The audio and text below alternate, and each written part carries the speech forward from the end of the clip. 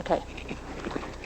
All right, so let's look at where is f increasing or decreasing. In order to do that, you would take f prime and you would know the relationship between f prime and f. Okay, remember, f is in another room. But f is increasing anytime f prime is what? Positive. Is everybody good with that? And here's f prime here. And so guys, we need to clarify in here, okay, what the difference is. Daniel, if you're looking for the notes, they're up here on the table. Okay, we want to clarify what increasing means and what positive means. Okay, I don't know. Okay, so guys, make sure you understand. Look at f prime here. It's on the table here. Pick up both of those. F prime is positive means above the y-axis. Does that make sense? Negative means below the y-axis. But positive is not the same as increasing. Everybody good with that? So f prime is increasing here. F prime is increasing. But do you see this is negative and this is positive? All right? So increasing and positive are not the same thing. And that's where students get confused. And I get confused too. But I want to clarify that. And if you ever really want to think about it, you can think about it like this. You know, your calculus grade is positive, okay, but it's decreasing. So positive doesn't have to go with increasing. Everybody good with that? Okay. So I know you're not good with that, but that was just an example. Okay, so if I want to know where f is increasing, okay, the first derivative test says that these are synonyms. F is increasing when f prime is positive. So guys, can you give me the intervals where this is true, where f prime is positive? Negative infinity to what? A, do you see that? And where else? B to D, do you see that? And then where else? D to infinity, that's infinity. D to infinity. Does that make sense to you guys? Okay? And let me just add in here another way to say this. If you said from B to infinity here, this would also be counted correct. If you have a multiple choice question, make sure you understand these are going to be both possible answers. If you have free response, you could do this or you could do this. You could break it at the D or not. Okay? This is just because of the way the definition of increasing is. Some people say the definition of increasing is strictly increasing, and some people say the definition of increasing is not decreasing. Okay, so it's just because of the definition of increasing. All right, I think we're done. So this is where f is increasing. Now, what would be the justification for that? Because f prime is positive. Do you guys see that? And so you really need to memorize this thing over here. This is, if you look at your notes at the box on the bottom, it says it's a review. If you want to review the first derivatives test, okay, that is if f prime is positive, f is increasing. If f prime is negative, f is decreasing. Okay, this is the box on the bottom of your front page of your notes. Okay, these are synonyms. If they are in the same row, they are synonyms with each other. If you move from the top row to the bottom row, we have what's called a relative max on f. If you move from the bottom row to the top row, we have what's called a relative min on f. They are synonyms. So if I ask you, where is f decreasing? Where is f decreasing? So now I'm going to say, where is f decreasing? Okay. What intervals would you say for f decreasing? Go ahead and jot that down. Where is f decreasing?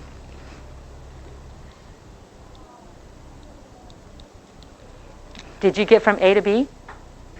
Okay, where did you get that? Because you know when f is decreasing, f prime is negative. We actually can't look at this graph and just choose decreasing off this graph, okay? Because we want to know not where f prime is decreasing, but where f is decreasing. So we got to leave this room and go run to the other room. And we run to the other room and we go look at f, okay? We'll see that f is decreasing between A and B. But that's because that's where f prime is negative. Okay, the justification for this will be because f prime is negative. Okay, again, on your test tomorrow, I won't ask you to justify these things. I'll ask you to justify other things, but you do need to know how to justify henceforth. Okay, next question. Where are the POIs of f? Where are the POIs of f? I'm not asking you for the POIs of f prime. I'm asking you for the POIs of f. F is in another room. So what we have to do is go find the relationship between POIs and f, and that is the concavity test. Guys, 90% of the questions that you're asked in the next unit can come from just those both two rows right there, okay? And the POIs, the relationship between POIs and F prime goes like this. When F prime is positive, F prime is increasing and F is concave up. When F prime is negative, F prime is decreasing. Oops, when F double prime, sorry. When F double prime is negative, F prime is decreasing and F is concave down. This goes in your bottom box of concavity, okay, on your front page. If you move between the two rows, you have a POI on the F function, okay? And if you're in the same row, okay, if you're in the same row, then they are synonyms. So this is synonymous with this, which is synonymous with this. Okay, they're exactly the same things. So let's look at this. I want a POI for F, okay? I don't have a picture of F, though. I have a picture of F prime. But I know there's a POI for F when F prime is doing what? It's this column here that's going to help me. When F prime changes from what? Increasing to decreasing, or decreasing to increasing. So take a look at this picture and tell me those points and jot them down. Where are my POIs? Given F prime looks like this, where are my points of inflection on my F graph, which is in another room?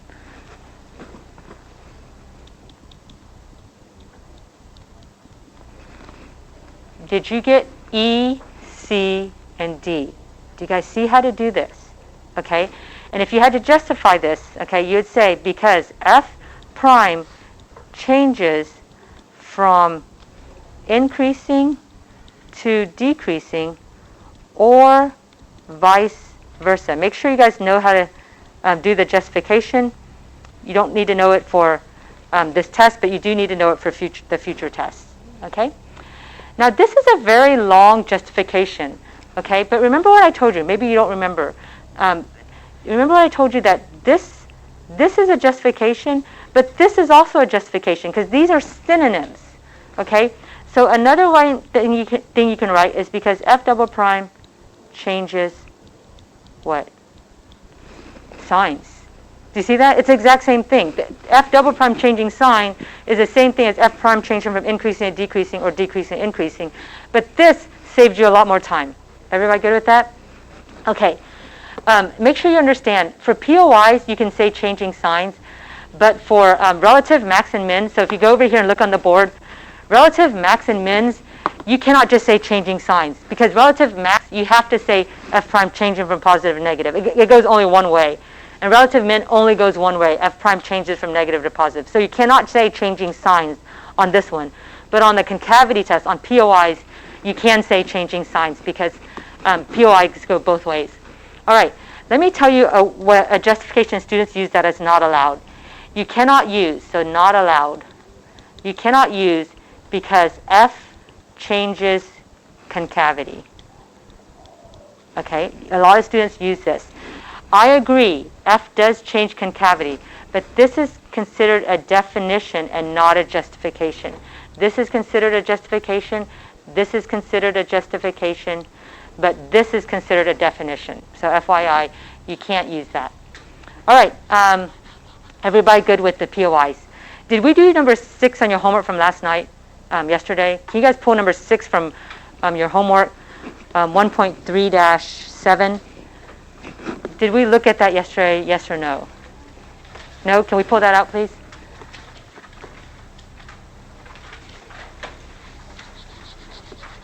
Okay. So we didn't do it yesterday, right? Okay. Can you add in here inflection point on F? Okay, because that should have been clear on number 6. All right. So this is a similar problem.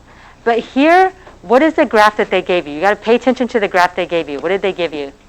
F double prime. Okay, this is not F prime. And what are they asking you for? What are inflection points? POIs, right? POIs on F. So they're saying, where are the POIs on F? And F is not in this room. F is in another room, okay? In this room is F double prime. He's a different boy. Okay, this is my grandma in here, okay?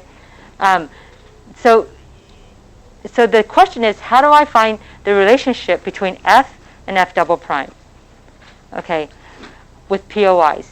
That relationship is your concavity test, that second row over here. That relationship is when F double prime is positive, F prime is increasing, and F is concave up. When F double prime is negative, F prime is decreasing, and F is concave down. If you move between the two rows, you have what's called a POI on F. All right, guys, which column here is going to be useful in this problem? Which column? The F double prime column, the F prime column, or the F column? You guys see I'm not given F prime or F, right? I'm given F double prime. So this is what's going to be useful. So when do I have a POI? When F double prime does what? Changes signs. Can you guys take a look at my F double prime and tell me, and just jot down your answers, when does F prime change signs?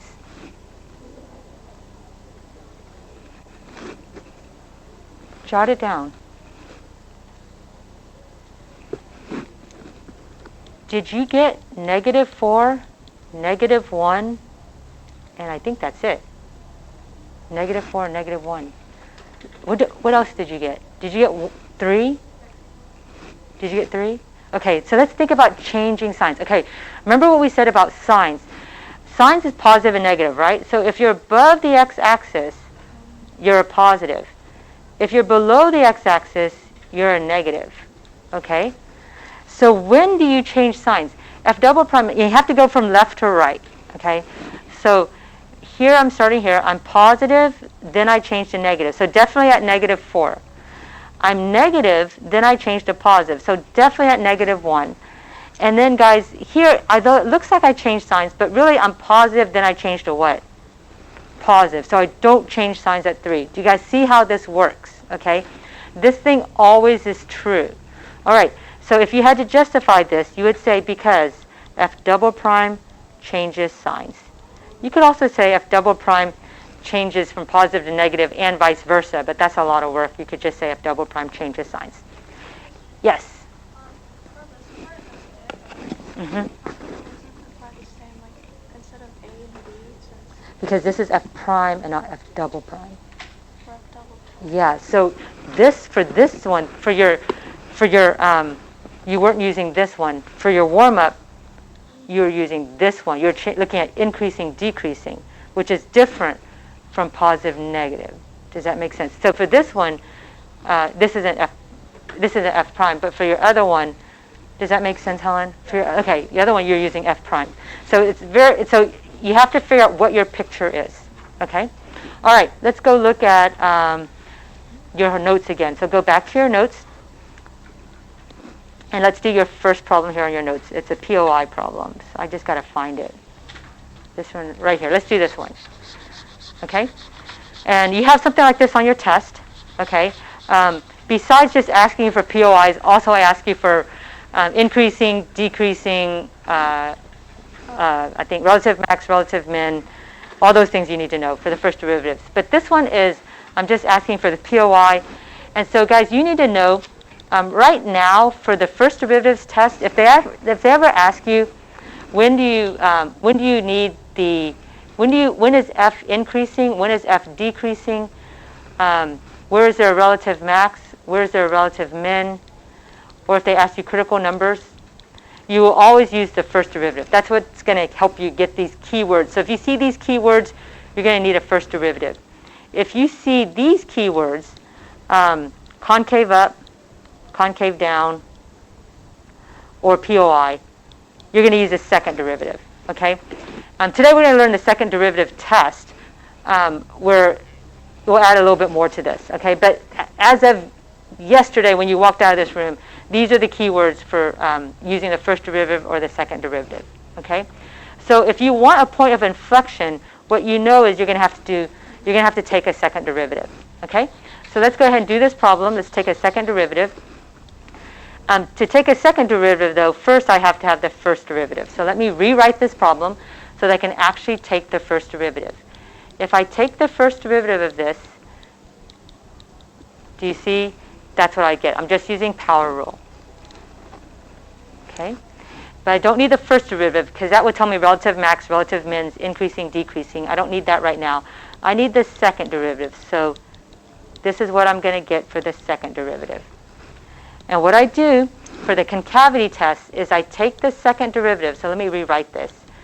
I'm going to get rid of all my negative exponents, because that really is very difficult to solve when you have negative exponents. Okay, and I'm going to set it equal to 0. I'm going to set f double prime equal to 0, and I'm going to set f double prime equal to dne.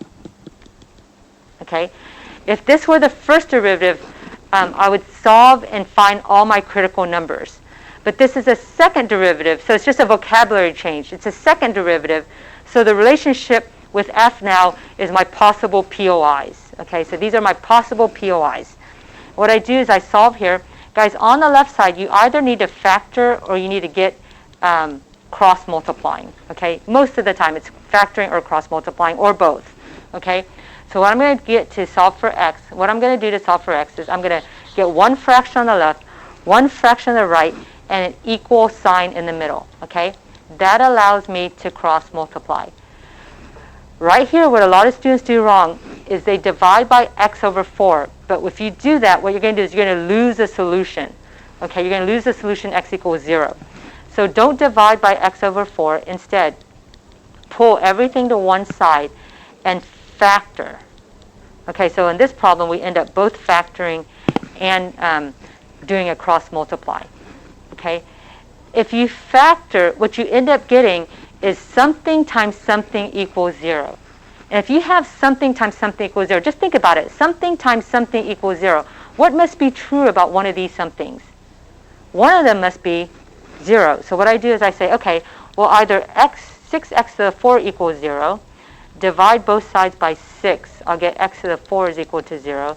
That means x is equal to 0. Or x minus 2 is equal to 0. That gives me x equals 2. And these are my possible POIs. They used to be called critical numbers, but they're not critical numbers right now because they're from the second derivative. Over here, guys, what would make this explode if x were 0? So that's another possible POI, although I already got that from solving the second derivative equal to 0. So now, instead of the first number line, f prime, this is going to be called the second derivative number line. So please label that f double prime. I'm going to put in all my possible POIs, which are 0 and 2. Okay. Then what I'm going to do is I'm going to plug in. Okay. I'm going to do some test points. And this is just like you did for the first derivative, but now we're doing it for the second derivative. What's a good number less than 0 to plug in? What's a good number between 0 and 2? 1. And what's a good number bigger than 2? You guys good with 3? Okay, so let's put in negative 1. Now we have to put in negative 1 into which function? What number line is this? F double prime, right? Okay, so let's think about f double prime. Y double prime, f double prime is right here. Make sure you understand, it's right here. Guys, f double prime, oops, I shouldn't have erased that.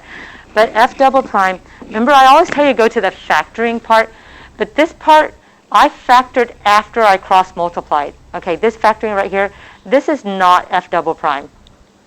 Okay, because I've already set it equal to 0 and I've already manipulated it. Okay, this is not f double prime. F double prime is way up here. Okay, so a lot of times I would try to find where I factored, but that's not where f double prime is. So f double prime is up here, so I'm going to plug into this. Now remember, I only need to know positive or negative. Okay, so let's do it. If I plug in negative 1, do you see I'll get 6 over 1 minus, if I plug in negative 1, I'll get 12 over negative 1. Now just let me, I want to ask you, is this positive or negative? Positive, okay? Now if I plug in 1, so Ellie, we're in our notes. If I plug in 1, okay, that would be 6 over 1 minus 12 over 1. Am I positive or negative? Negative.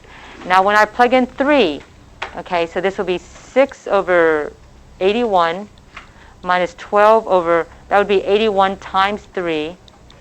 Okay, I just need to know positive or negative, so let me get a common denominator and multiply the top and the bottom by 3. 18 minus 12, positive or negative? Positive. So this is going to be positive. And what does that tell me? That tells me concave up, concave down, and concave up. That would be what f looks like. That's the relationship between f double prime and f. How do I know that? Over here. on the concavity test, okay? F double prime positive, F is concave up. F double prime negative, F is concave down, okay? You could also do the relationship with F prime, increasing and decreasing. I mean, if you want to, you could do this, and that would be your picture of F prime, okay? Although we're not going to use that right now. Okay, so here's the question. Where are my POIs? Where are my POIs? Remember, POI is where you change from concave up to concave down, or you change F double prime changes from positive to negative. Where are my POIs? Can you tell me? Did you get 0 and 2? Okay, what would your justification be? Because F double prime changes signs. Good with that? Everybody good so far? Okay. Bao's really good because he's asleep. Okay. Guys, I have a problem though. I have both choices in my multiple choice. So one of these is wrong. Which one is wrong? And what did I do wrong? Guys, look at your function. What can you not have a value of x be? 0. Do you see that? X can't be 0 because there's no point there. There's going to be a vertical asymptote at x equals 0. That's how you find vertical asymptotes, right? What your x's can't be. So guys, while I did all this, you need to go back and check your function and say, well, if it's not a point, then it can't be a point of inflection, right? If there's a vertical asymptote there, there can't be a point there. So even though it matches everything, you got to have a point. The point's got to exist, okay? All right, so FYI on that problem, let's go down to our notes for today. Let's go down to second derivative. So guys, can you pull down to this problem right here? And all I did was take AP questions, put them on your notes. Okay, and let me show you how the second derivative test works. Oops, let me show you the second derivative test first. Okay, the second derivative test says this. If at a certain point, so you've got some point C, you've got x equals 2 or x equals 5 or x equals 3. You're looking at a point. If you know your first derivative is 0, and you know your second derivative is greater than 0. So what does greater than 0 mean? Okay, if f double prime is greater than 0, that means f double prime is positive. If f double prime is positive, what do you know about your f? If f double prime is positive, do you agree your f is concave up? Okay? And if f is concave up, okay, and you know you're concave up and you know your derivative is 0, do you see that you have a relative min? Do you see that? I mean, let me draw you a picture, see if it makes sense. Like if I have a picture, let me see, let me make this smooth. Okay, if I have a picture like this, if I said, where are my derivatives 0? The derivative would be 0 here, and the derivative would be 0 here, if this were f. That's where my derivative would be 0. The derivative here would be d and e, right? That's a sharp turn. And actually the derivative right here would be 0, right? There are 3 places the derivative could be 0. But if I tell you I'm concave up, okay, so use what God gave you. God gave us the ability to look like Lego men for a reason, okay? If you do this and you do concave up, you're like, if you're concave up, then you must have a relative min. Okay, that's what this second derivative test is saying. And the second derivative test is saying this. If you're concave down, okay, this is concave down? Yeah. Okay, if you're concave down and your derivative is 0, okay, your derivative is 0, then you must have a relative max. Does that make sense? And if you're neither concave up or concave down, so that's this point right here, okay, it's neither concave up or concave down, then it's not a relative max or a relative min. You don't know what it is, okay? All right, so if you get, so the reason I teach you guys to use what God gave you is this is where students get confused. Students will say f double prime is positive, so intuitively they think positive means relative max. But do you see positive means relative min in this situation? Do you see that?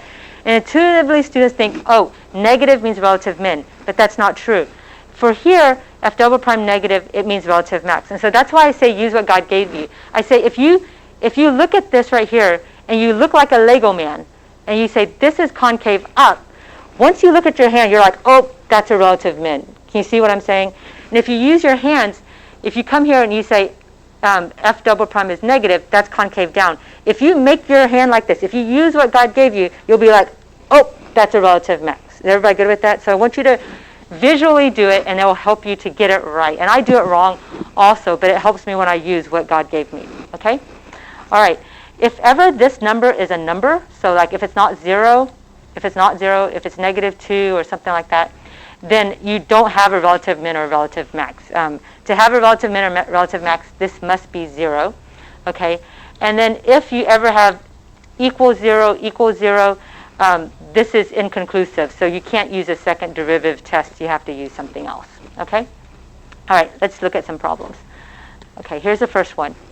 They give you the derivative, okay, and they say if this is a derivative, and here's the point, so here they're saying this is a point x equals 0 and y equals 1, okay?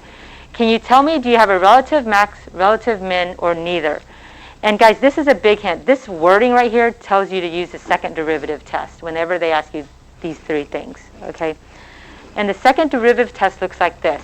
First, you find the first derivative, see if it's 0. So let me do the dy dx at the point that they gave me, okay, and see what this is. This would be 1/2 times x plus 1 minus 1, and do you see it 0? So if you take the first derivative at a point, that's what the second derivative test says. Go look at a certain point. Go find the first derivative. If it's 0, go do that point again, but this time take the second derivative at that point. Okay, take the second derivative at that point, and if it's positive, use what God gave you, then you have a relative min. If the second derivative is negative, use what God gave you, then you have a relative max. Okay, this is the second derivative test. Okay, so here to get the second derivative, make sure you understand that's the d dx of this. Okay, so that'll be 1/2 dx dx plus the derivative of y is 1 dy dx, and then the derivative of 1 is 0. Okay, I'm going to erase the 0. I don't need that. So what I have is at this point, the second derivative is 1/2 plus the derivative of this point. But what is the derivative of this point? 0. Do you see that? At this point, I got 0. I mean, if you want, you can plug back in 1/2 x plus y minus 1. But then you plug in this again, and you'll get 0. So this right here is 0. So what you get is 1/2. Is that positive or negative? Positive. So guys, if the first derivative is 0 and the second derivative is positive, use what God gave you. That means concave up. That means you have a relative min. So you're going to say there's a relative min at that point, and the justification will be because, and I'm going to use f just because f is easier, because f prime at that point is 0, and f double prime at that point, you could, instead of 0, you could actually even just say 0, 1. It doesn't matter how you do this. And f double prime at that point is greater than, was it greater than 0? Is greater than 0.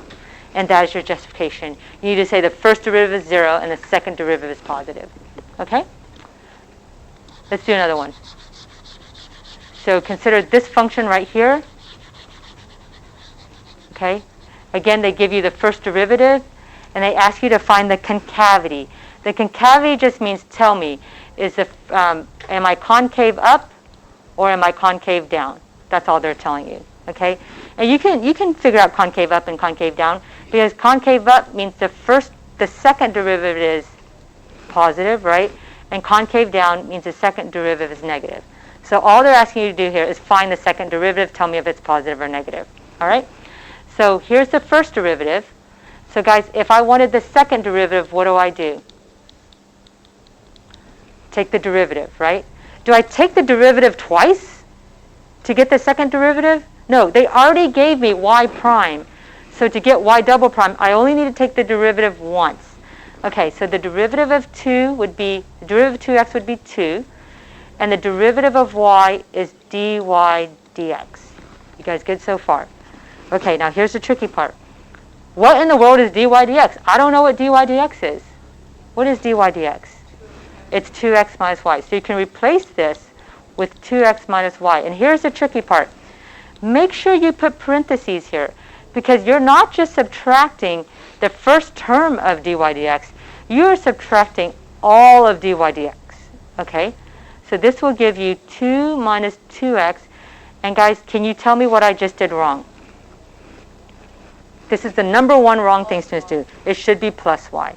Okay? You should be distributing this negative. Okay? Guys, and now they're telling me, can I figure out if this is positive or negative? Well, I can't figure it out unless I have a point. Let's go find the point they gave me.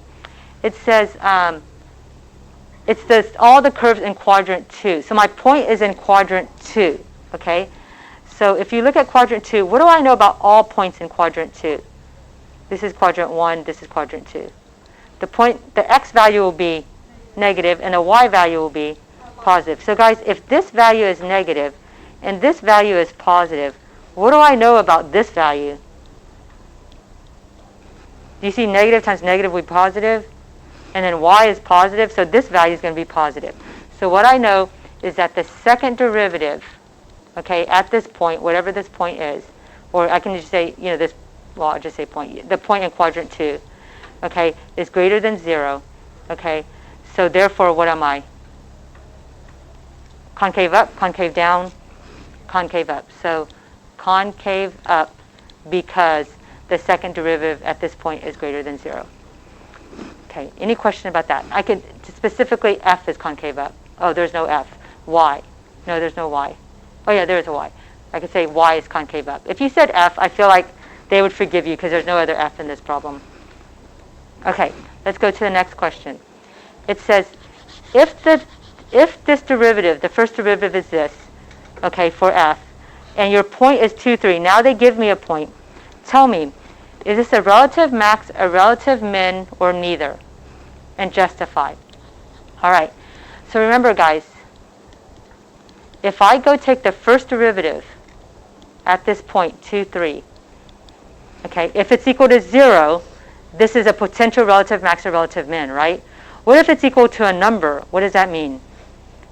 Then it's not a relative max or relative min, right? If the first derivative is equal to a number, then that means you don't have a slope of 0. So you can't be a relative max or a relative min. So let's go plug this in. And do you see you get 1? Okay? What did you need to get for this to be a relative max or a relative min? 0, and it's not. So you would say neither. Okay? You don't have a relative max or a relative min, and the reason will be because that derivative at that point is not equal to 0. Guys, you can also put f prime 2, 3, if that makes it easier for you, or f prime of 2. Okay, for notation-wise, if that's easier for you, that's why you have neither. Is everybody good with that? Okay, so 2015, I think, was the first time that they put the answer was neither, and it freaked all the students out. Okay, but you could also have an answer of neither. All right, let's look at a table, guys, and figure out if we could figure this out from a table. Where do you have a relative max? Okay, take a look at this table. Where is the first derivative 0? That's where you could have a relative max and min. Okay, you're given x's, you're given y's. These are your y's. Where do I have a derivative of 0? Here, and where else? Here. Okay, guys, if the first derivative is 0 and the second derivative is positive, okay, what's happening at this point 2, 7? If the second derivative is positive, use what God gave you. What do you have there? A relative min. Do you guys see that? So at this point, 2, 7, this is the point 2, 7, you're going to have a relative min. Why? Because at this point, the first derivative is 0 and the second derivative is positive. What about at this point? What are you going to have here? Relative max. Why? Because the first derivative is 0, and what's the second derivative? Negative, right? So your question is, where do you have a relative max? Okay, you would say you have a relative max at what point, guys? 5, 2. What's the reason? Because the first derivative at 5 is equal to 0, and the second derivative at 5 is actually less than 0. And that is your justification. We never do a justification that says because of the second derivative test. We actually explain what the second derivative test says. Okay, any questions about that? All right, so you also need to be able to graph these things if they just tell you things about a function. So let me just help you with this here. If you look at part A, they tell you you've got 2 points. You've got a point that's 0, 0. If you plug in 0, you get 0. And you have a point at 2, 0. So I'm going to call this 0. I'll call this 1. I'm going to skip over some. I'll call this 2. Okay? So I have a point at 0, 0, and I have a point at 2, 0. And so you just use all these hints to sketch a picture. This says if the derivative is greater than 0, so that means f prime is positive, okay? Oh, no, this says if x is less than 1. So guys, x is less than 1 means if I'm to the left of this compartment. So this is not an asymptote, guys. I'm just saying I'm dividing this into two compartments. If I'm to the left, what I know is f prime is positive. But guys, I'm trying to draw a picture of f. So if f prime is positive, what do I know about f? F is increasing. So what I do is I come on this side and I say, I know I'm increasing. So I know this picture goes up like this, but it has to go through this point, right? Because f goes through this point. So I just go through this point. So I know this is increasing. Okay? Now I don't know the concavity yet, so it could be concave up or concave down. So I'm not exactly sure, but I know it's increasing. I also know that the derivative is equal to 0 at 1. Okay, so that means I have some sort of smooth, like it's going to flatten out right there. It's going to flatten out. The derivative, the slope is 0, so I'm going to flatten out. And then I also know when x is greater than 1, so now to the right side of this compartment, the right side of 1, I know that the derivative is less than 0. So guys, if f prime is negative, what do I know about f? F is decreasing, right? So I'm going to flatten out and I'm going to decrease. And I have to go through 2 though, because I know 2 is a point on the function. And that's what my picture looks like. And then the final thing says f double prime is less than 0. Guys, what is the relationship if I say f double prime is negative? What's the relationship between f double prime and f? Because I'm trying to draw f. So if f double prime is negative, what is f? Concave down. So this is saying for all my f's, f double prime is negative. So for this whole picture, this thing needs to be concave down. So let me draw a better picture. It would basically be something like, okay, that, like an upside down parabola through those 2 points. Do you see how this works? Okay, you guys go draw the right picture. Go draw the right picture.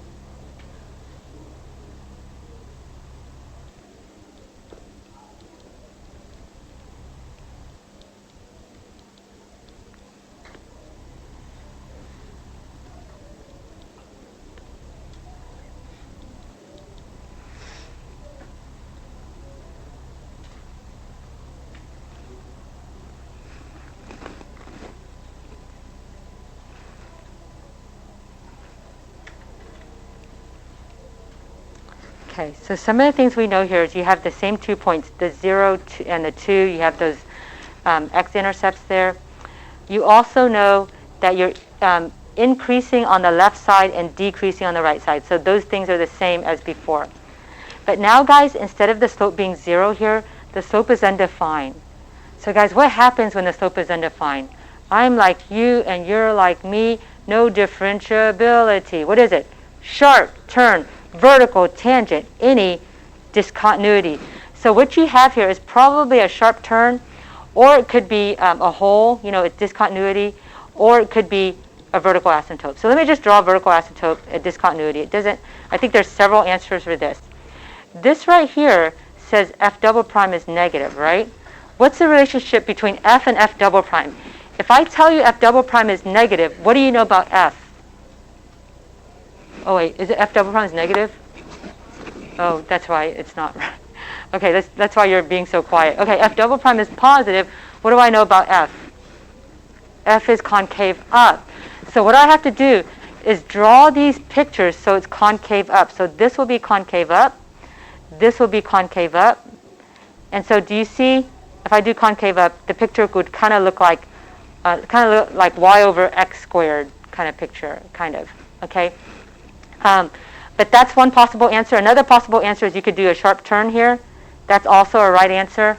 This would be like how I draw birds. Does that make sense? Okay, or you could do a hole here, because that would also be a discontinuity there. You could do a hole. All those are right answers here. Okay? You guys get how to do these pictures? All right, you guys are armed and dangerous. Finish up your last 2 homeworks. This homework today and the homework from yesterday. Your test is on Monday. I won't be looking at homework until Tuesday. Okay? Don't wait till Monday night. Make it a great weekend, guys.